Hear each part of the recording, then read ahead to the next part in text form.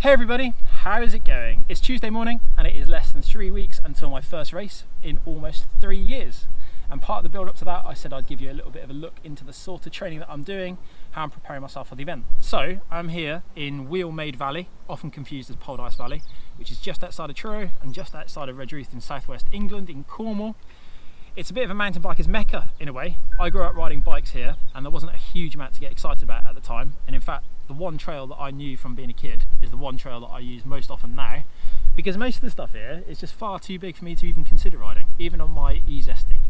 So today's ride is an hour and a half and I'll be doing 3 10-minute laps at around a zone 3 sort of intensity.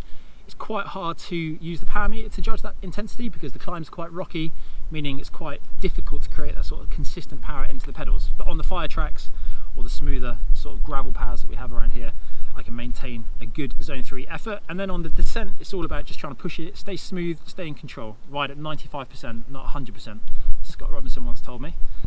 The reason for doing that is if you're riding at 100% and you overstep the mark, things are going to go wrong pretty quick. Whereas if you're riding at 95%, you've always got that little margin for error. So if you start making mistakes, you can quickly have that little buffer, that 5% margin, keeping you nice and safe on the trails. So this is the start and the finish. This is kind of known as the Witch's Hat down at Poldise Valley, or Wheelmaid as I said before.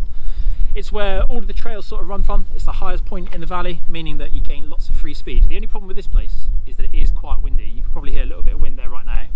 Most of the time the wind is blowing in a westerly direction, meaning that you get a tailwind on this side of the valley.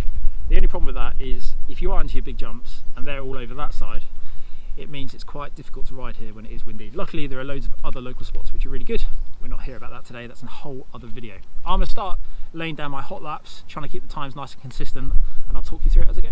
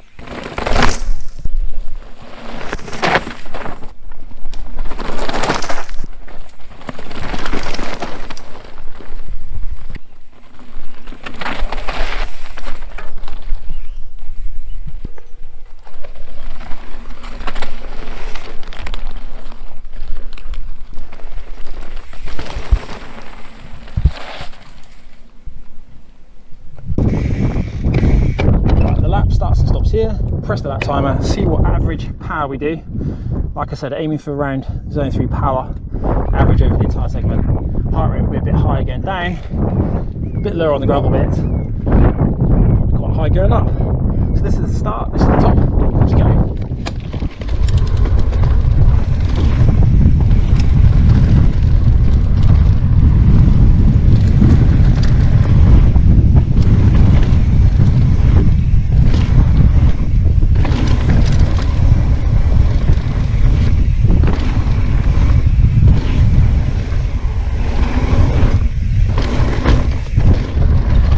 A little bit windy today.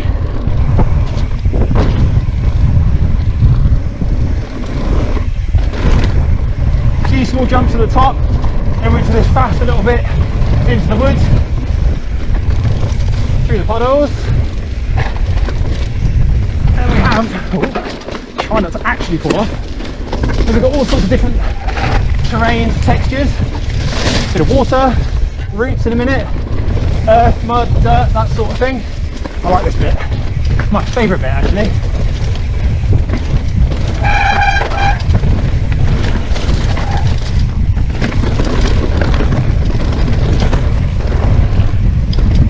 We've got this like lonely stuff, gullies, try not to worry about it. continue with the route.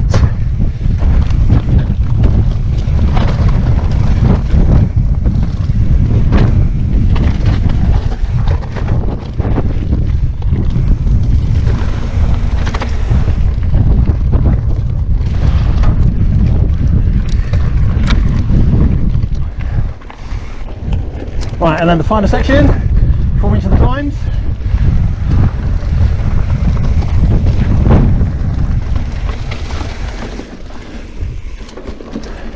Gravel path, and then the climb starts. Here we go, through the mud. Proper squirmy that is. Right, I reckon the sort of power I was aiming for was around 300 watts on this entire lap. Get some proper climbing to go in a minute. Very rocky, very technical. You'll notice power numbers will be well over the average at times, but the idea is to try and keep it smooth.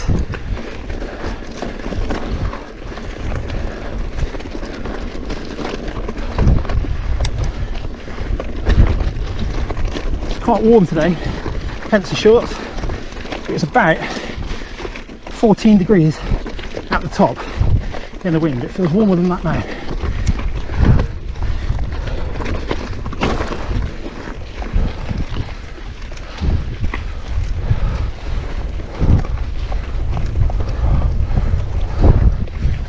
$370 watts on the screen.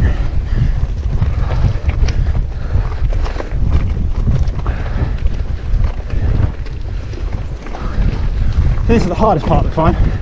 It actually eases off after this towards the top. As you can see, there's a good line on the left. Breathing deep.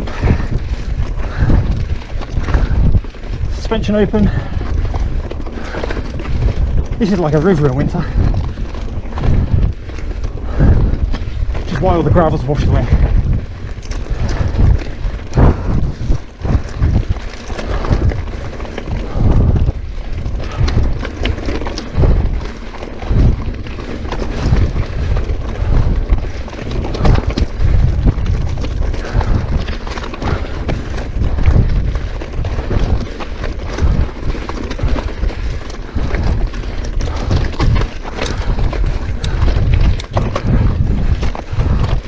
This is the open bit of the climb now, hard when it's windy.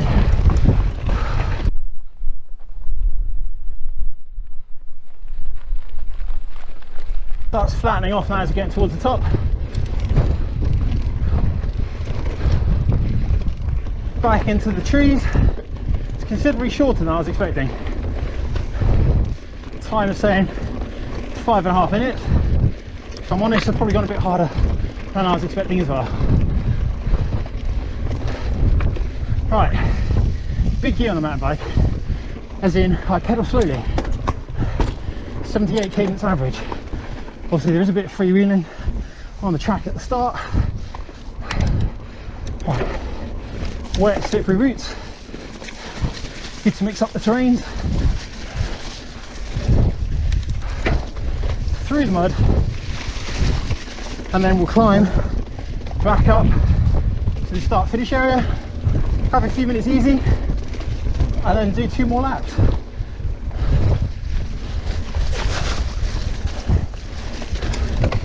Right, nearly there. It's going to be under 7 minutes, which easy to do that. 290 watts, so not far off of the guess of 300. The acceleration to the top. Right, that's it, finished. Press the button. Feet in the pedals, sprint. Let's go. Right, up over the first jump. They're only small, but they are nice. Same with these. Pinpoint precision on the landing, staying low for speed. Not that fast through there on that lap. Right, along this pedally section now.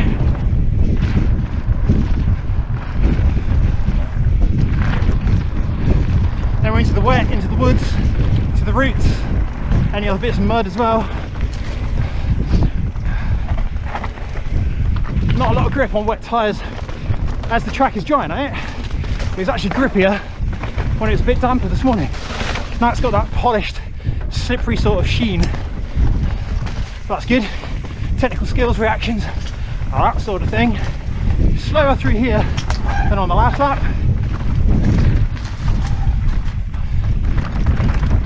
Right, then we're down through here into the gully section. Right, there we've got a sharp corner.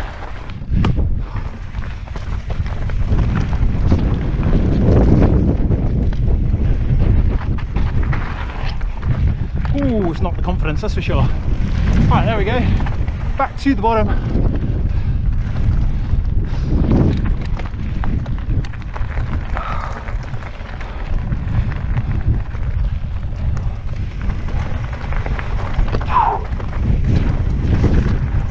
Right, start the slippery climb. All good fun. Oh, trapped on the circuit. Slightly unexpected. Oh, there goes my good line choice. Might end up being slower now. Right, pedal, pedal, pedal. Power on the bottom of the climb. Same again.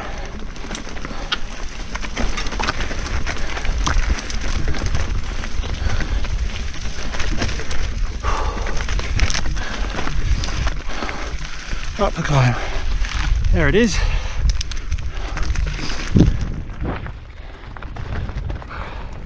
Right, focus here. Don't get too hard at the bottom. Save a bit for the top.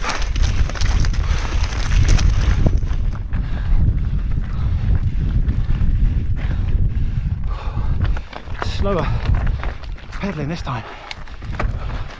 Less of a rhythm. Oh dear. That's what's important for a fast, powerful lap, is consistency. Not making silly mistakes. Flatter section there. Get the power on.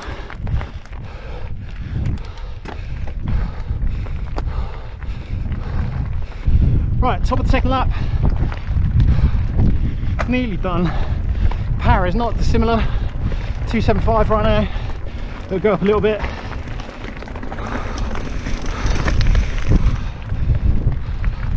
Not a lot. Just push, roll the gear. Cadence is lower, a lot lower. I also don't feel that fresh. Last, to the top,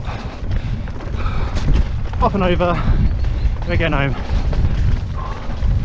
Quality starting to dip from the workout after that last lap.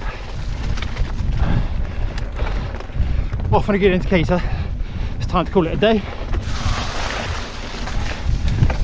You know, there's no point training to get slower.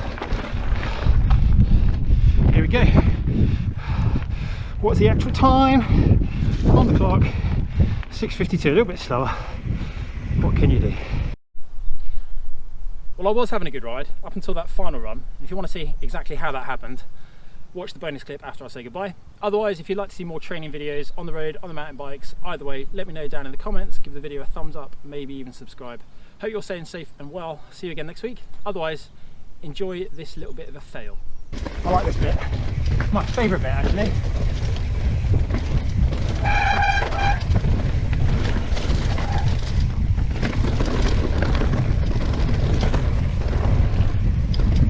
We've got this like loamy stuff. Gullies. Right. I'm gonna have to show Mike that. That's actually the first time that's ever happened.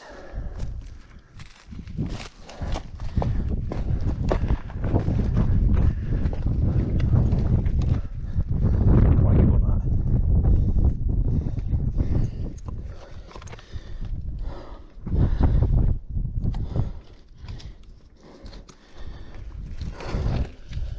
Right.